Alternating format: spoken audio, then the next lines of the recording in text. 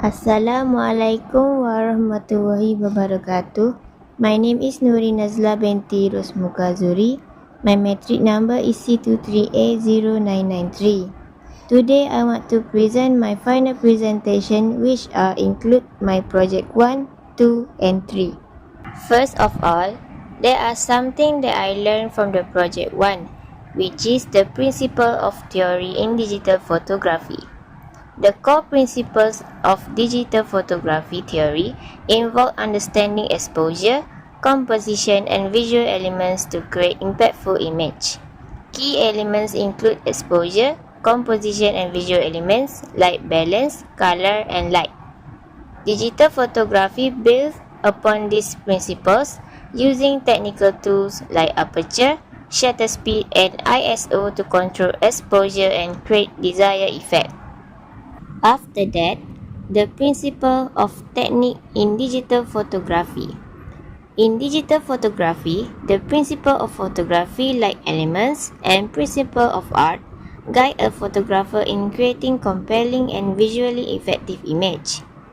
These principles such as balance, rule of thirds, and contrast help structure a composition, draw the viewer's attention to the subject, and ultimately enhance the overall impact of the image. From the project 1, the principles of theory in digital photography that I choose, which are white balance, focus, and composition. For the white balance is a core principle in digital photography that ensures colors in your image appear natural under different lighting conditions. In terms of theory, it relates to how a camera interprets the color temperature of light in a scene. In essence, white balance in digital photography is about calibrating the camera to see light as our eyes do, preserving the true color of the subject regardless of the lighting environment.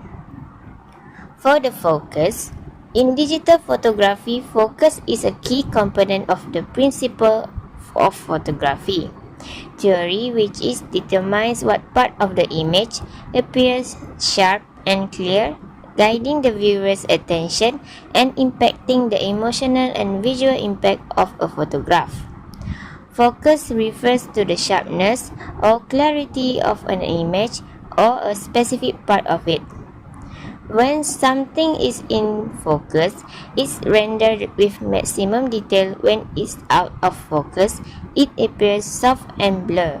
For the composition, in the context of digital photography, meaning composition refers to how different visual elements are intentionally arranged within a photograph to convey a message, mood, or story.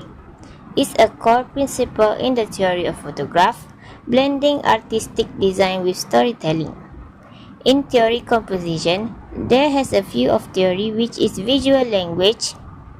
Composition use visual language like lines, shapes, colors, and space to guide the viewer's eyes and create meaning. For the project 2, the theme that I choose is nature.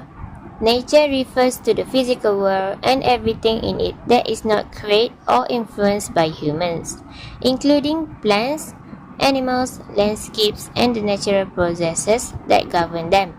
It encompasses the totality of material reality that exists independently of human will and intention, and it includes the laws, elements, and phenomena of the physical world, including life. For the nature photos, I choose landscape instead of portrait. Choosing landscape to represent nature is powerful because landscape captures the vastness, diversity, and beauty of the natural world in a single view. There are a few reasons which are visual impact. Landscape offers sweeping views that highlight the scale and majesty of nature.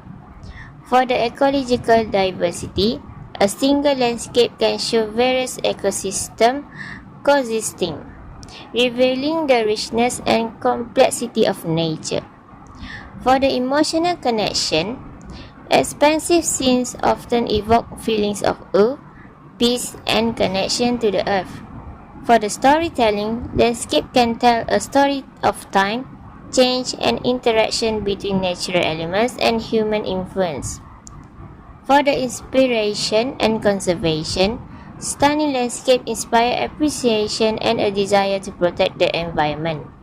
Also, for the project 3, for the experimentation and practice with camera features and software, I use ISO and shutter speed. This is one of the picture that I take, which is football field. For the ISO, in this image, a relatively high ISO value was likely used because the sunset sky is relatively dark. A high ISO value allowed the camera sensor to capture more light, resulting in a brighter and a more detailed image. For the shutter speed in this image was slightly relatively slow to allow the camera sensor to capture more light from the sunset sky. This slower shutter speed likely resulted in a brighter image, but could also have resulted in motion blur if there was any subject movement in the image, for example, the football players. Since the football players appear sharp, the shutter speed used was slightly fast enough to freeze their movement. For the second picture that I take, which is mouse, for the area is pulpit. For the ISO, in this image, the ISO value was slightly relatively low because there is ample light within the mouse. Sufficient lighting allows for the use of a low ISO to achieve a clean and a sharp image. For the shutter speed, in this image, the shutter speed was slightly moderated to relatively fast to ensure the coverage sharpness of the image. Since there is no motion in the picture, a relatively fast shutter speed will prevent any blurring. For the conclusion, exploring the principle of digital photography, particularly focusing on nature and experimenting with ISO and shutter speed, has been a truly insightful experience. It wasn't just about learning technical terms, it was about understanding how these elements work together to capture the beauty I see in nature. The practical application, the experimentation, and the trial and error process were crucial in solidifying with my understanding. While there's still much to learn, now I have a much stronger foundation and a newfound appreciation for the creative potential of photography. I am excited to continue developing my skills and exploring new ways to capture the world around me. That's all from me. Thank you.